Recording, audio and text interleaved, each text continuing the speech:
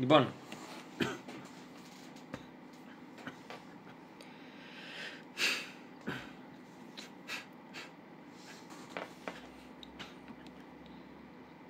καλησπέρα παιδιά. Σήμερα θα κάνω ένα βίντεο για κάτι που ήθελα να κάνω αρκετό καιρό. Περίμενα πώς και πώς στην έκθεση της EICMA στο Μιλάνο το 2024. Πώς και πώς. Λέγονταν να δούμε κάτι ωραίο, μήπως έρθει κάποιο ADV 150 που το έχουν οι φίλοι μας οι Αμερικάνοι, μήπως έρθει το 160, μήπως έρθει κάτι ωραίο, μήπως έρθει το NMAX, το που εκεί ονομάζεται NMAX Turbo. Και με αυτά που είδα δεν έμεινα τρελά ευχαριστημένος. Εντάξει, είχαν κάποιες αλλαγές, όπως θα δούμε και τώρα. Λοιπόν, ας πάμε να δούμε λίγο το PCX. Το πρώτο που παρουσιάστηκε, που είδα εγώ και θέλω να μιλήσω, θα μιλήσω για σκούτερ που με ενδιαφέρουν εμένα, κυρίως μεσαίου κυβισμού ή μικρά σκουτεράκια πόλης, 125. Δεν θα απευθυνθώ σε μεγάλες κατηγορίες γιατί δεν πιστεύω ότι με χαρακτηρίζουν εμένα, ούτε ξέρω να πω κάτι για αυτά τα σκούτερ. Δεν μπορώ να εκφέρω γνώμη για κάτι που δεν γνωρίζω. Λοιπόν, πάμε τώρα στο PCX το 125. Γράφει εδώ, τέλεια, γράφει. Λοιπόν, τι βλέπουμε λοιπόν? Ο κινητήρας έχει μείνει ίδιος, δεν έχει αλλάξει κάτι. Βλέπουμε πλήρης ανασχεδιασμό σε όλο το σκούτερ, στο μηχανάκι. Βλέπουμε μπροστά να έχει αλλάξει η μούρη, με μεγάλα φώτα ημέρας εδώ πέρα. Έχει γίνει λίγο πιο επιθετικό. Έχει μεγαλώσει η ποδιά, εδώ να σε καλύπτει περισσότερο αέρας. Και υπάρχει και μια έκδοση κιόλας που λέγεται PCX DX 125. Λοιπόν, για να δούμε. Να δούμε, η φίλη μας η Honda έχει κάποια φωτογραφία. Το άλλο έχει μείνει τα ίδια με το Euro 5, με το Euro 5 μοντέλο. Δεν έχει αλλάξει κάτι. Δηλαδή, αν δεν πάρεις το DX, δεν θα έχεις την οθόνη. Θα είναι πλέον εξοπλισμένο με δισκόφρενο. Επιτέλους, δεν είναι με ταμπούρο. Και αυτό που ήθελα να σχολιάσω πιο πολύ απ' όλα είναι για την τιμή. Βλέπουμε εδώ η τιμή έχει ανέβει λίγο, έχει αλλάξει λίγο, από 3.490 που ήταν 3.650. Και εδώ το PCX DX 125. Η τιμή αυτή, κατά τη δική μου γνώμη, δεν δικαιολογείται. Δηλαδή απλώς επειδή έχει οθόνη, κάτι που τα κινέζικα σου δίνουν, θα μου πεις πάρε κινέζικο. Εντάξει, οκ, κάτι που τα κινέζικα το έχουν στάνταρ. Δηλαδή ακόμα και τα σκούτερ της SIM το έχουν στάνταρ πλέον, να έχεις οθόνη με στροφόμετρο. Κάποιοι λένε, ξέρω εγώ, δεν θες στροφόμετρο, το ακούς. Αυτοί οι άνθρωποι που το ακούνε δεν ξέρουν από μηχανάκια, δεν έχουν πάει πορεία. Όταν πηγαίνεις πορεία και ξεκινάς ειδικά με ένα 125, θα μου πεις, πας με 125, μπορεί να μην έχεις την οικονομική ικανότητα να πάρεις μεγάλη μηχανή, να πάρεις κάτι. Πρέπει να έχεις υπόψη τις στροφές. Αν το πηγαίνεις συνέχεια με 9-10.000 στροφές, εκεί παίζεις κορονογράμματα τη μακροζωία του κινητήρα σου. Δηλαδή κόβεις χιλιόμετρα από τον κινητήρα σου όταν τον πας κοντά στον κόφτη. Δεν είναι φτιαγμένα για να πηγαίνουν συνεχόμενα με 10.000 στροφές, με 9.000 στροφές. Σκεφτείτε τώρα ένα μηχανάκι να πηγαίνει ασταμάτητα κόφτη, ξέρω εγώ, απόσταση 100 χιλιόμετρα. Δεν είναι ότι καλύτερο κιόλας. Λοιπόν, τι άλλο μπορούμε να παρατηρήσουμε εδώ? Επίσης, την είχα αυτή την ερώτηση και είχα απευθυνθεί σε πολλές αντιπροσωπείες. Ποια είναι η αλλαγή του Euro 5 Plus? Τι αλλάξανε? Οι περισσότεροι δεν ξέρανε να μου πούνε, και όμως οι αντιπροσωπείες δεν ξέρανε. Δεν ξέρανε επίσης αν θα έρθουν δύο μοντέλα PCX. Τι μου είπανε? Μου είπαν ότι το Euro 5 Plus, οι προδιαγραφές, πλέον όλα τα μηχανάκια που θα πουλούνται θα είναι με 2 αισθητήρες λάμδα οξυγόνου και όχι με έναν αισθητήρα λάμδα, και θα υπάρχει κάποια αλλαγή στους καταλύτες. Λοιπόν, για να δούμε το DX, το 125, που όταν το είδα να ανακοινωθεί, χάρηκα αρκετά. Αυτό ήταν πριν δω την τιμή. Γι' αυτό το λόγο δεν έκανα βιντεάκι πιο πριν, κατευθείαν στην EICMA. Γιατί ήθελα να δω πρώτα τι τιμές θα έρθουν αυτά στην Ελλάδα. Δεν μπορούσα να κάνω ένα βίντεο να λέω πάρα πολύ καλά λόγια για ένα σκούτερ 125 κυβικά που θα έρθει 3.990. Κάποια στιγμή, ρε παιδιά, πρέπει να πάρουμε και εμείς λίγο ευθύνη, να σταματήσουμε να αγοράζουμε τέτοια μηχανάκια. Γιατί να βοηθήσεις μια εταιρεία που πριν λίγο, ξέρω εγώ, είχε ταμπούρο, και όχι γιατί για κάποιο λόγο ότι είναι καλύτερο το ταμπούρο, απλώς γιατί οι άνθρωποι συνεχίζανε και το αγοράζανε. Και Και εφόσον είστε στο κανάλι μου, πιστεύω να είστε ακομπλεξάριστα άτομα, να μπορείτε να μιλήσετε, όχι να λέτε, ξέρω εγώ, μη το πάρεις και τα λοιπά και τα λοιπά. Τα βιντεάκια τα κάνω ξεκάθαρα για την πλάκα μας, να περάσουμε ωραία, να δούμε κάποια πράγματα, μηχανάκια. Λοιπόν, ας δούμε. Λοιπόν, η αλλαγή που παρατηρούμε πρώτα, έχουν βάλει άζωτο, πιστεύω, πίσω, σαν αναρτήσεις για... Έχουν φτιάξει λίγο πίσω τις αναρτήσεις, δισκόφρονο μπρος πίσω. Κάποια άλλη αλλαγή δεν έχει. Μπορείτε να δείτε και εδώ τον κινητήρα. Είναι ίδιος, δεν έχει αλλάξει τίποτα. Όλα είναι ολοίδια. Και αυτό που ήθελα να σχολιάσω παραπάνω απ' όλα, επειδή εγώ έχω το VF από ό,τι ξέρετε, και ήθελα κάποια στιγμή να πάρω κάτι άλλο για να με βολέψει λίγο, να μπορώ να πάω για ψώνια, να μπορώ να κάνω κάποια πράγματα. Γιατί η αλήθεια είναι, όσο και να το αγαπάω το VF, δεν με έχει βολέψει σε αυτό το κομμάτι μόνο. Δηλαδή, να πας σε ένα μπάνιο, κάτι, να πάρεις πράγματα. Είναι μεγάλη ευκολία το σκούτερ. Αυτό που ήθελα να σχολιάσω ήταν τον ανεμοθώρακα. Έλεγα πω θέλω να πάρω PCX, μήπως πάρω PCX να βάλω ανεμοθώρακα. Μόλις είδα την τιμή αυτή, είμαι σε φάση τι έλεγα. 360 ευρώ για τον ανεμοθώρακα της Honda. Τι είναι, αλεξίσφαιρο το γυαλί? Τέλος πάντων, 150 ευρώ για τα θερμινόμενα grip. Με 4.000 ευρώ. Είναι στην τιμή του Zondes, του 350i. Συναγερμός 114, οκ. Κουκούλα 82 ευρώ. Οκ.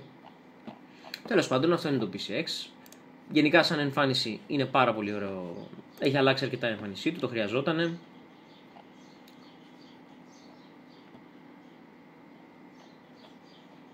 Δεν έχει πολλά να πεις, γιατί το μόνο που άλλαξε ήταν οι μπουκάλες αζότου πίσω που έχει. Δεν... Κάπου το λέει κιόλας, το αναφέρει, για να το βρούμε γι' αυτό. Λοιπόν. Δισκόφρονο μπρος πίσω, ναι.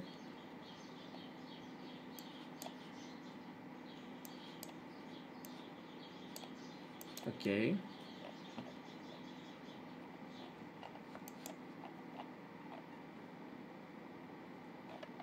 Λοιπόν, πάμε στο επόμενο που ήθελα να δούμε. Το επόμενο που ήθελα να δούμε είναι το Yamaha NMAX, το 125, ο καινούργιος σχεδιασμός. Μπορώ να πω ότι με κέρδισε κατευθείαν ο σχεδιασμός αυτός. Με το που το είδα, πριν ανακοινωθεί καν για την EICMA. Ποια χώρα ήταν, Ινδονησία, νομίζω, Μαλαισία. Κατευθείαν είπα, ρε φίλε, είναι το πιο όμορφο μηχανάκι που έχει βγει μέχρι στιγμής σκούτερ, κατά τη δική μου γνώμη. Κατά τη δική μου γνώμη, σε αυτά τα κυβικά. Είναι πανέμορφο, πραγματικά πανέμορφο. Πανέμορφο. Κατεβάσανε και την τιμή κιόλας. 200 ευρώ. Δεν έχει αλλάξει κάτι ο κινητήρας, δεν έχει νόημα να συζητήσουμε για αλλαγές στον κινητήρα, δεν έχουν γίνει. Οι αλλαγές είναι εμφανισιακές και γίνανε κυρίως για το Euro 5 Plus έγινε, ξέρω εγώ, για ανανέωση του μοντέλου κιόλας, αφού είχαν την ευκαιρία. Έγινε λίγο εξυγχρονισμός. Βλέπουμε 3550, έχουν μείνει όλα ίδια. Η εμφάνιση έχει αλλάξει. Πάρα πολύ ωραίο, ειδικά αυτό εδώ πίσω. Δεν το έχω ξαναδεί σε μηχανάκι να μου τραβήξει τόσο πολύ την προσοχή και από βίντεο που είδα. Βέβαια δεν το έχω οδηγήσει, αυτό είναι το θέμα, γιατί κοίταγα να πάρω ένα σκούτερ μεσαίου κυβισμού, 150 κάπου εκεί. Δεν ξέρουμε αν θα βγει στα 155 αυτά, αλλά λογικά κάποια στιγμή, γιατί από ό,τι έχω μάθει μέχρι στιγμής, θα βγαίνει το προηγούμενο 155, το Euro 5 μοντέλο. Θα συνεχίσει να βγαίνει. Ο χώρος έχει μείνει ίδιος. Μία ερώτηση σε όλους που έχετε το NMAX. Το ντουλαπάκι εδώ, γιατί να μην είναι καλυμμένο? Γιατί το έχουν κάνει, ρε παιδιά, να μπαίνει νερό μέσα? Μαζεύετε νερό, σας μαζεύει νερό, τι γίνεται? Κύλες εδώ κανονικά, όλα τα άλλα. Όλες οι προδιαγραφές το ίδιο.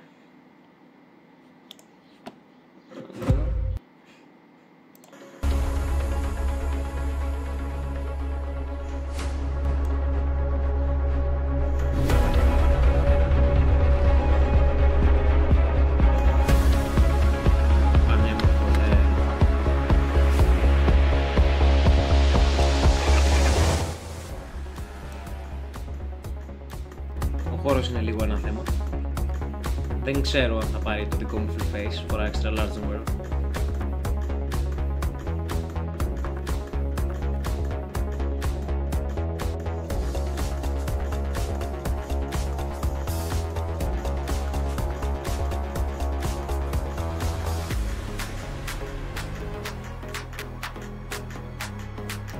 με USB Type-C από ό,τι είδατε στο ντουλαπάκι το αριστερό. Κύλες κανονικά, πανέμορφος ο ποπός του, να πούμε έτσι.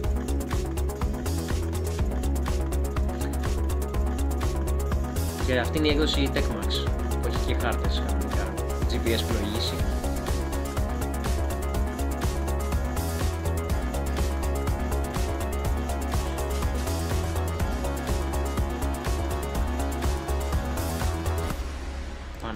Πανέμορφο. Και αυτό που θέλω να σας δείξω πιο πολύ είναι ότι και τα Honda PCX, τα προηγούμενα, τα Euro 5 μοντέλα και τα μοντέλα της Yamaha, το Euro 5, αν δείτε εδώ πέρα, εδώ είσαι. Λοιπόν, έχουν ρίξει την τιμή, οπότε επειδή κοιτούσα γενικά τα σκούτερ αυτής της κατηγορίας, όπως είπα και πριν, και τα έψαχνα, έβλεπα βιντεάκια, αμέτρητες ώρες να βλέπω βιντεάκια.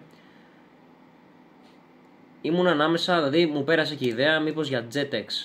Από τη στιγμή όμως που υπάρχει το NMAX το 125 3290, δεν πιστεύω ότι υπάρχει ανταγωνισμός πλέον να επιλέξεις JetX όσο κρατήσει αυτή η προσφορά. Δηλαδή, αν τα έχεις τα λεφτά, πήγαινε πάρε το NMAX. Πήγαινε πάρε το. Δηλαδή, είναι ωραίο το JetX. Είναι πανέμορφο κι αυτό.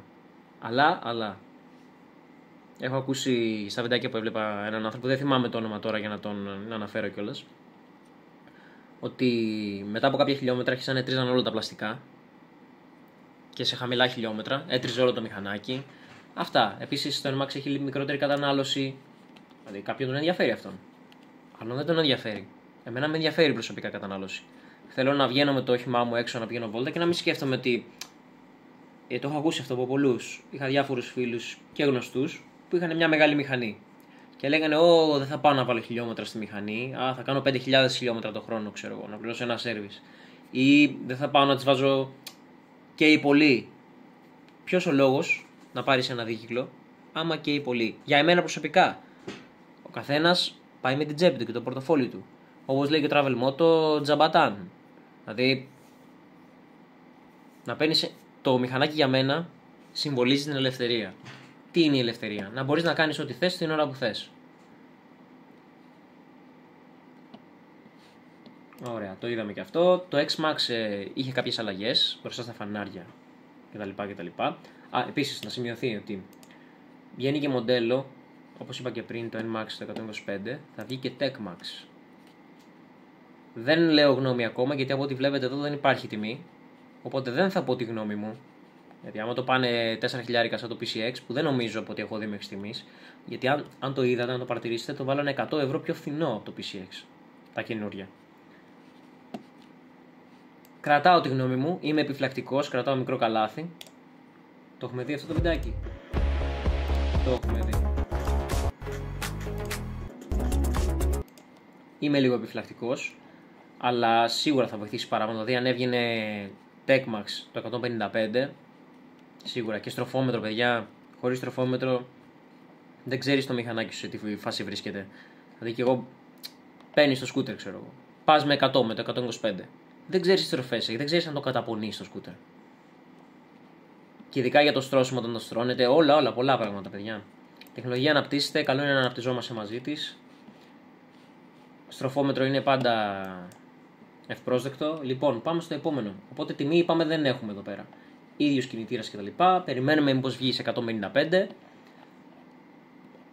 Να δούμε κιόλας. Είπαμε για τη Honda, για 360 ευρώ ανεμοθόρκα, για να δούμε πώς έχει στη Yamaha. Για να μπορούμε να έχουμε μια ιδέα. Winter Pack δεν θα μας λέει τιμή,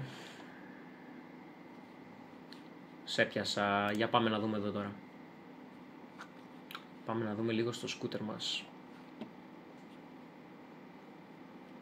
Πάμε να δούμε στο... λάθος.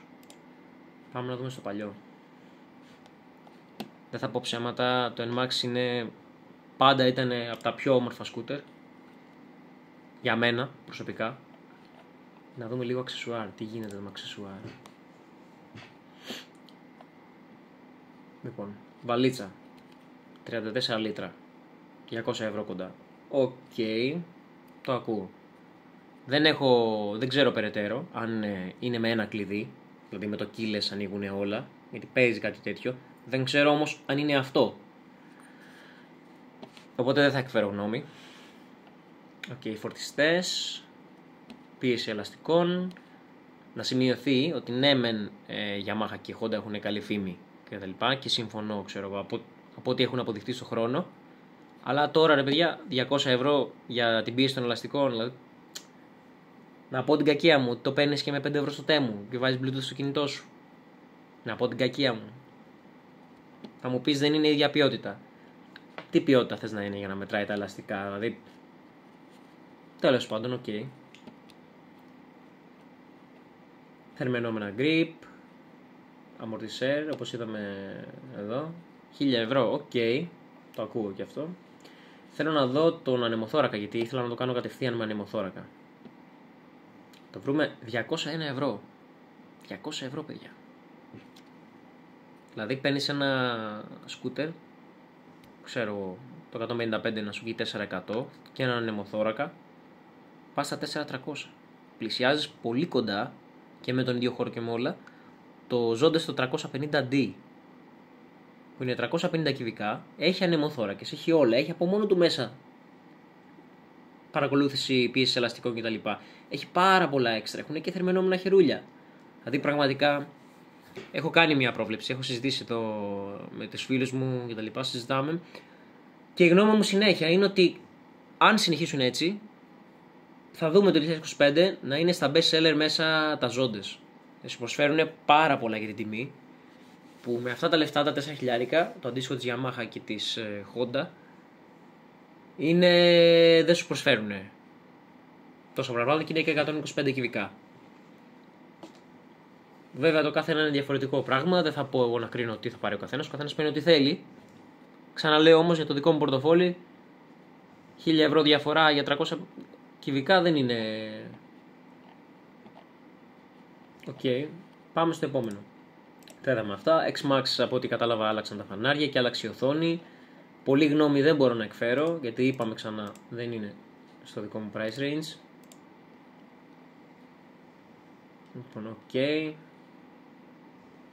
Το δούμε λίγο εδώ.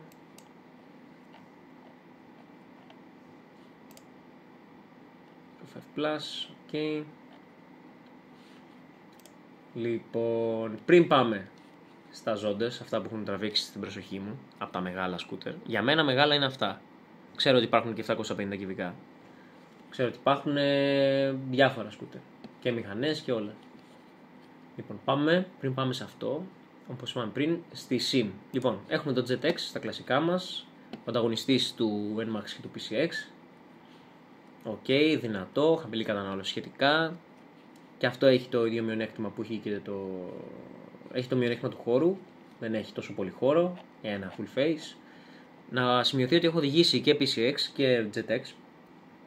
Καμία σχέση, δηλαδή σας δίνω ένα δίκιο σε όσους λέτε ότι Yamaha και Honda μόνο, γιατί όταν οδήγησα ZX καινούριο μιλάμε πάντα, να έχει 500 χιλιόμετρα, 600, και οδήγησα και το Honda το PCX πάλι καινούριο, σχετικά με 500-600 χιλιόμετρα. Καμία σχέση, παιδιά. Δεν συγκρίνεται. Ό,τι και να πεις, μπράβο σε εσύ που ανέβηκε, μπράβο σε όλα αυτά. Αλλά δεν το περίμενα να το πω εγώ, γιατί έχετε δει τη μηχανάκι, έχω σήμερα. Δεν περίμενα να το πω εγώ, να δω τόσο μεγάλη διαφορά. Και φανταστείτε κιόλας ότι το PCX το προηγούμενο δεν είχε πίσω δισκόφρενο, είχε ταμπούρο, δεν έχει στροφόμετρο, δεν έχει κάτι. Και πάλι, παιδιά, δεν καταλάβαινες κραδασμό, δεν καταλάβαινες τίποτα. Η σέλα ήσουν να λες και ήσουν στο σπίτι σου, στην πιο αναπαυτική πολυθρόνα. Το ίδιο και το NMAX. Το NMAX δεν το έχω οδηγήσει. Έχω ανέβει πάνω στη θέση όμως. Εκεί είναι που με τρομάζει λίγο, γιατί λέω είναι τόσο άνετο, δεν θα έχω την προσοχή μου εκεί καν. Λοιπόν, είναι καλός ανταγωνιστής το ZX και από ό,τι έχω δει είναι και λίγο πιο δυνατό. Αποδίδει τη δύναμή του λίγο νωρίτερα στις στροφές και είναι πιο εύκολο να τις φτάσεις. Ναι, είναι πιο δυνατό. Είναι πιο δυνατό και από το NMAX και από το PCX στις στροφές αυτές, γιατί το πιο δυνατό. Αλλά το NMAX έχει VVA, δηλαδή στο χρονισμό των βαλβιδών. Οπότε δεν ξέρω τώρα σε τελικές και σε επιταχύνσεις ποιο θα πήγαινε πρώτο και ποιο όχι. Ένα άλλο που έχει τραβήξει πολύ την προσοχή μου πέρα από αυτό, αυτό είναι το Jet Fortin Evo, ok. Έχει τον ίδιο κινητήρα με το Sim 200S. Αλλά αυτό που έχει τραβήξει λίγο η προσοχή μου πριν ανακοινωθεί η τιμή ήταν το ADX το 125. Υπάρχει ένας YouTuber, ο Ride with Alex, που έχει βγάλει βίντεο να έρχεται από Ρουμανία με αυτό το 125, παιδιά.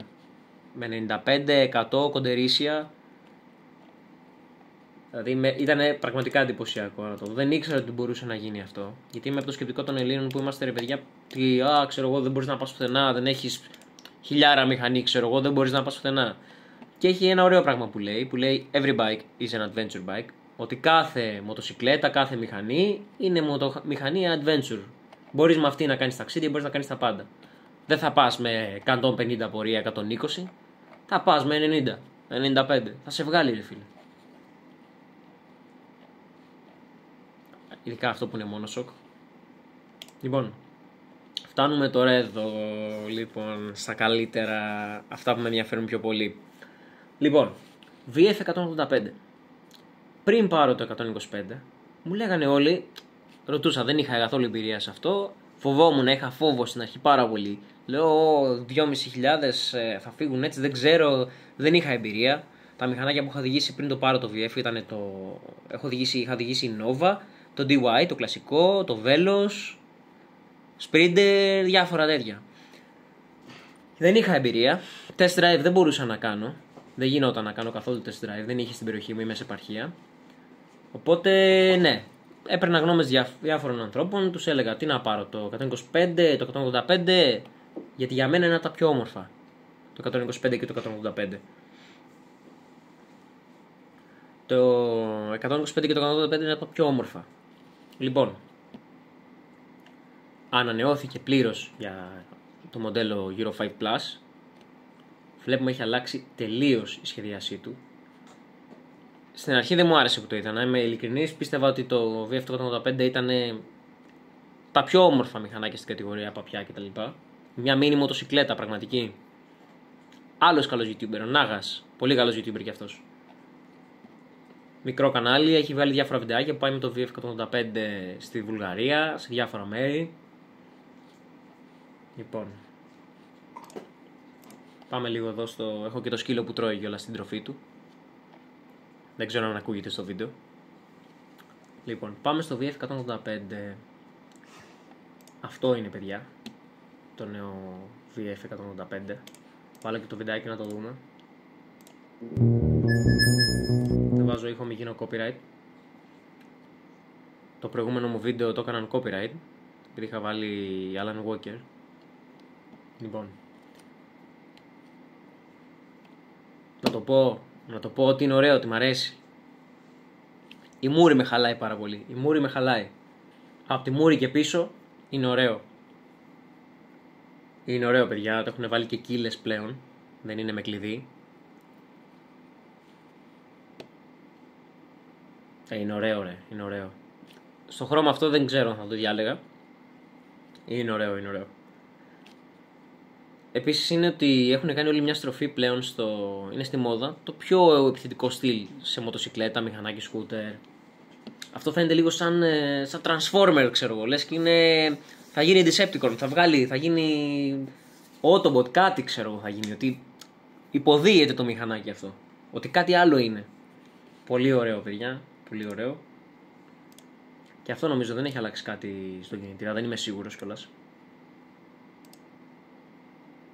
Για τα λεφτά του, παιδιά, δηλαδή όποιος με ρωτήσει τώρα, κάποιος είναι στο θέμα στην ερώτηση, σου πει δεν θέλω να πάρω σκούτερ. Γιατί αν με ρώταγες τώρα θα σου έλεγα πάρε ένα σκούτερ, φίλε. Εφόσον έχει 3200 το Air Max και το PCX, πήγαινε πάρε της προηγούμενης γενιάς, το Euro 5. Βέβαια έχω ακούσει ότι δεν έχουν καλές αναρτήσεις κτλ. Βαράνε λίγο, αλλά θα σου έλεγα πήγαινε πάρε ένα τέτοιο. Δηλαδή 3200 δεν μπορείς να νικήσεις αυτή τη τιμή για αυτό που σου προσφέρει. Αλλά σε περίπτωση που μου έλεγες, θέλω, ξέρω εγώ, ένα παπί, μια μίνι μοτοσυκλέτα, κάτι, θέλω να ξεκινήσω το πρώτο μου αρέσουν αυτά. Θα σου έλεγα το VF185 με κλειστά μάτια να πας. Δηλαδή κρατάει σταθερή ταχύτητα, γιατί εμένα με ενδιαφέρουν να μπορείς να κάνεις ταξίδια. Δεν με ενδιαφέρει τόσο να βγω έξω να κάνω μια κόντρα κάτι. Ξέρω ότι πολλούς τους ενδιαφέρει. Με ενδιαφέρει να μπορώ να κρατήσω πορεία, να πάω κάπου με το λιγότερο κόστος, με το λιγότερο εντάξει, στη ηλικία μας θα ήθελα πολύ να σου πω, ξέρω εγώ, ότι θα αγοράσω μια μεγάλη μηχανή, αλλά για τα χρήματά του, αυτά που σου προσφέρει, μπορείς να πας στα ξεδάκια, μπορείς να πας τέτοιο, τον χώρο λίγο το φτιάχνεις, βάζεις μια κουτίτσα πίσω, 114 και 110 σταθερά. Σταθερά, παιδιά, δεν είναι. Και η συντήρηση είναι πλάκα, το κάνεις μόνος σου, αλλάζεις λάδια. Πολύ καλό, στα 3200 θα είναι και αυτό. Πολύ καλό, μ' αρέσει το κοντέρ, μπορώ να πω. Εντάξει, οκ. Το στροφόμετρό μας εδώ, ωραία, ναι. Θα ήθελα κάποιες παραπάνω ενδείξεις βέβαια. Να έχει θερμοκρασίας, να έχει διάφορα. Πάμε στο επόμενο. Λοιπόν, εδώ μπαίνουμε στα πολύ καλά. Εδώ είναι και η YouTuber που σας έλεγα, Ride with Alex. Λοιπόν, τι βλέπουμε εδώ.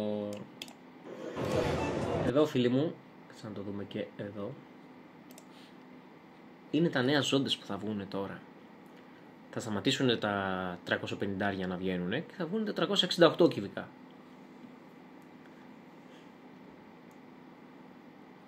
Όπως λέει και εδώ, δεν έχουν γίνει πλήρως γνωστά όλα. Οπότε θα σας πω για αυτά που έχουν γίνει γνωστά και αυτά που έχουμε δει.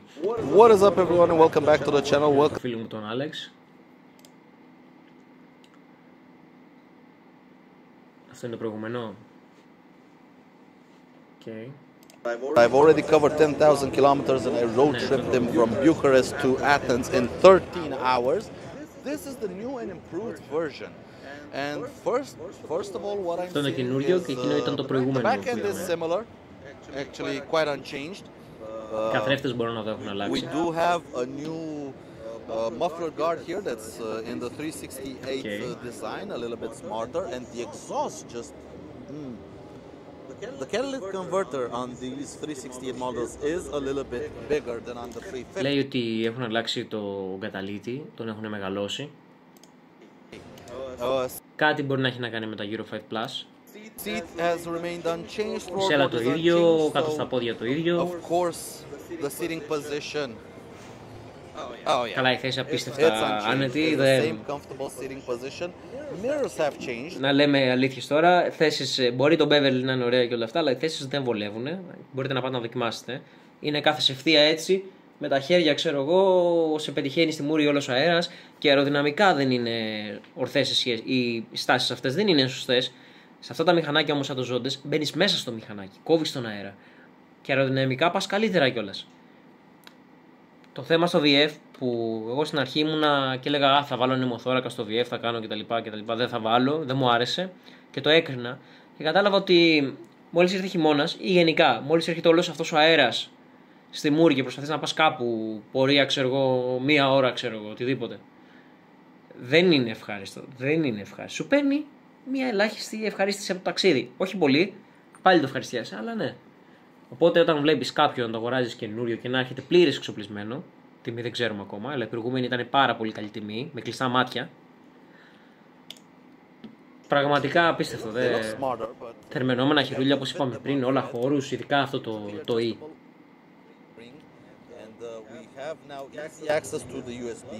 Εύκολη πρόσβαση στο USB. In everything together. We actually have it here, the 350. So on the 368, you lose this cubby hole here. That's actually quite useful. Στο καινούργιο θα χάσεις αυτό το λέει το κομμάτι. Μπορείς να αποθηκεύσεις πράγματα που είναι πολύ σημαντικό λέει. Και θα κερδίσεις τις στήρες USB να είναι εκεί πέρα κοντά σου για να μπορείς να δεις κατευθείαν στο κινητό σου. Το εισβάλλει εκεί, σε όλα. Είναι μηχάνημα για touring, ξεκάθαρα. Ας πούμε το 350E και το 368E, το ίδιο μοντέλο είναι δηλαδή το επόμενο, είναι ξεκάθαρα για touring και να βγαίνεις ταξίδια. Δεν πιστεύω ότι θα σε βολέψει μέσα στην πόλη. Εκεί λάμπουν τα 125, τα 150. Βέβαια, αν είσαι πιο ψηλός, πιο βαρύς, λίγο πιο γεματούλης, δεν ξέρω εκεί ακριβώς τι γίνεται. Παιδιά, είναι τρελά μηχανήματα. Έχω δει βίντεο να περνάνε 1500 χιλιόμετρα χωρίς στάση. Τρέλες, δε.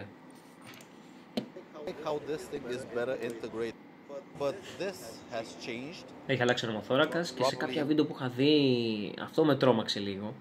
Ότι μπορείς έναν νεμοθώρακα να το βγάλεις χωρίς να το ξεβιδώσεις. Είναι κουμποτός, το βγάζεις έτσι. Τι σημαίνει αυτό? Ότι μήπως κάποιοι μπορούν να το βρουν σαν ευκαιρία να βγάλουν χρήματα. Να σου πάνε το ανεμοθώρακα να το πουλήσουν, ξέρω εγώ. Ή οτιδήποτε. Αυτό λίγο με τρόμαξε. Γιατί σκέψου να έχεις παρκαρισμένο το μηχανάκι σου και να γυρίσει να λείπει ο ανεμοθώρακας. Και όπως είδαμε πριν από τις φίλες μας Yamaha και τη Honda, είναι λίγο ακριβή οι ανεμοθώρακες. Even get better airflow and better wind protection from it. Okay. But this fairing has changed. It's more, has a lot more everybody's taste. I honestly prefer the more distinguished look of the 350, but I know a lot of people will like the more. Μας λέει εδώ ότι προτιμάει το 350. Του αρέσει πιο πολύ σε εμφάνιση. Προσωπικά γούστα είναι ο καθενός. Πάμε τώρα εδώ, το άλλο μοντέλο που ανακοινώθηκε. We are here at the το 368K, κάπα, ξέρω. Να πούμε ότι ο ανεμοθώρακας είναι ίδιος σαν το NMAX που παίρνει στο aftermarket από την ίδια τη Yamaha. Είναι ολόιδιος. Much wider, or at least it looks a lot wider. The windscreen is, I think it's a little bit wider, but man, does it ever look smart. I mean, check this thing out. Enormous seat for the rider passenger. Είναι κάτι παρόμοιο με το 350. On this one, they're showing it off with the top case. Again, I think they're on my 350 Fred. Λοιπόν, και πριν κλείσουμε με τα ζώντες, ας πούμε για την Piaggio. Τα μοντέλα, το Medley δεν έχει αλλάξει καθόλου, γιατί όπως είπαμε κοίταγα για μικρές κατηγορίες. Δεν έχει αλλάξει καθόλου, έχει μείνει ίδιο, αλλά πλέον θα φοράει τον κινητήρα του Aprilia SRGT 200, 178 κυβικά για να είμαστε ακριβείς. Τώρα οι τελικές πραγματικές έχω δει γύρω στα 114-120, κρατάει σταθερά πορεία με 100, η κατανάλωση είναι λίγο ανεβασμένη βέβαια. Έβλεπα κάτι βιντεάκια που σταθερά πηγαίνανε χαλαρά με 80 χιλιόμετρα και έλεγε 25 λίτρα, όχι πώς το λέγει, 25 χιλιόμετρα ένα λίτρο. Που αυτό σου βγαίνει κάπου στα 4 λίτρα στα 100 χιλιόμετρα. Είναι λίγο αυξημένη η κατανάλωση, δεν είναι. Και από ό,τι ρώτησα και στην ομάδα του Medley στο Facebook, είναι όντως αυξημένη η κατανάλωση. Πάντως είναι και αυτό πολύ ωραίο μηχανάκι. Και ειδικά στην προσφορά που το έχουν βάλει το 150 τώρα 3,5. Δεν είναι κύλες. Αυτό που έχει αλλάξει στην εμφάνιση είναι απλώς εδώ το μπλε αυτοκόλλητο εδώ και εδώ μπροστά. Απ' την άλλη το Beverly το 310 όμως άλλαξε. Φοράει κινητήρα του MP3 αν δεν κάνω λάθος. Και όπως λέει και εδώ, λέει. Πούντο, εδώ είμαστε.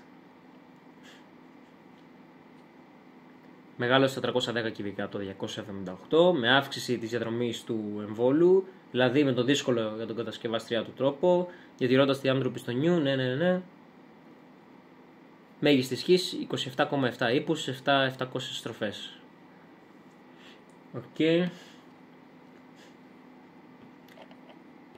Βέβαια δεν ξέρω αν άξιζε να το ανεβάσουν 10 κυβικά πλέον.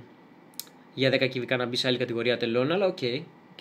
Ούτε αυτό έχει κάποιες αλλαγές εμφάνισης από ό,τι βλέπω, δεν μπορώ να διακρίνω κάποιες.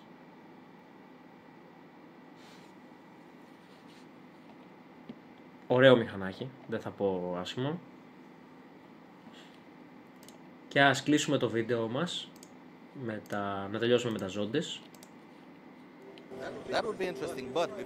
Αυτό είναι το 368G εδώ, το έχετε δει, έχει βγει ήδη, υπάρχει και στο Gorgoli νομίζω. Έχει ανοίξει ένα νέο χώρο που θέλω να πάω, αλλά είμαι λίγο μακριά. Θα το κάνω όμως, θα πάω.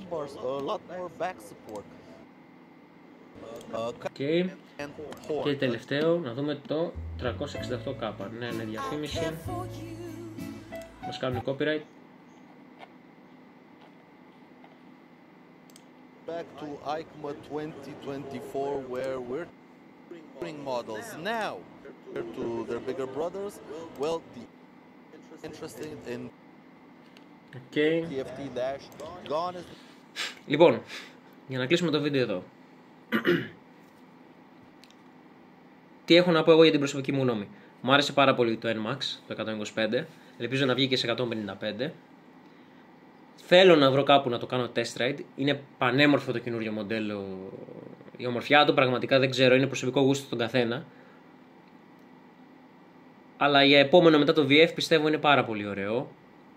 Θα το φτιάξουμε το χώρο, θα βάλουμε μια κούτα, κάτι θα κάνουμε, θα δούμε. Το PCX και αυτό πολύ ωραίο.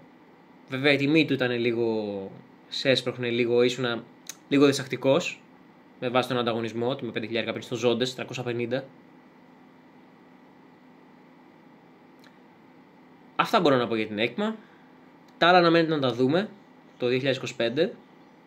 Θα προσπαθήσω να κάνω και άλλα βιντεάκια αν παρουσιαστεί κάτι, αν κάνω κάποιο test drive ή αν μπορέσω να πάω να έρθω Αθήνα να κάνω οτιδήποτε. Αυτά από μένα. Να είστε καλά. Τα λέμε στο επόμενο βίντεο. Κάντε like, subscribe. Να ανεβούμε λίγο. Τώρα αρχίζουμε. Αυτά είναι τα πρώτα βήματα. Και τα λέμε παιδιά. Bye.